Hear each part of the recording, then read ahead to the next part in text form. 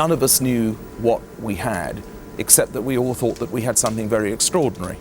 I mean, if you think back to 1981, I had never really had a success outside of my work with Tim Rice, apart from a couple of short pieces like Tell Me on a Sunday. I staged this show and choreographed it in absolutely record time. I mean, I think we had something like 5.5 weeks, so we were so up against it for time, and it was a very hard show to get the kids through the first time, that I don't think we thought about whether we would be a hit or not. We were just praying we could even open. Trevor Nunn was the head of the Royal Shakespeare Company, and there'd never really been a dance show in England. And it was poetry being set to music with dance. I mean, it looked like a recipe for disaster.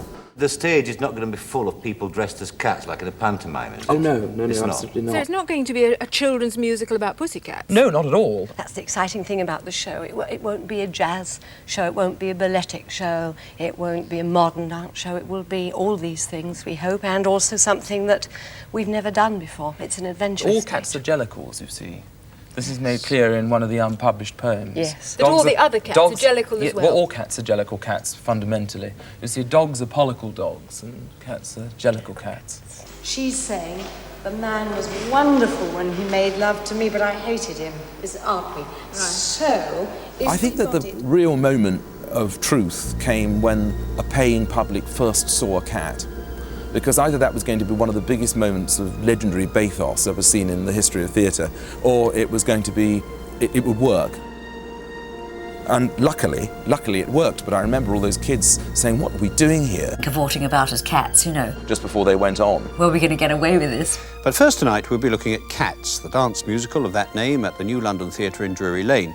It's based on T.S. Eliot's old Possum's book of practical cats. The music is by Andrew Lloyd Webber, the director is Trevor Nunn, and the choreographer is Gillian Lynne. The show opened rather shakily, as a matter of fact, because it took a lot of the critics by surprise. Eventually, I think one realised on the opening night, when it all came together, the response was such that you thought, yes, I think we are involved in something rather ingenious and rather special. Trevor Nunn was terrifically helpful on everything to do with the choice of text and everything that we used, because obviously with his knowledge of straight theatre, as it were, he was able to bring something to the party that I think probably other directors would not have done. And then, of course, Gillian really is the most experienced choreographer British theatre has ever produced.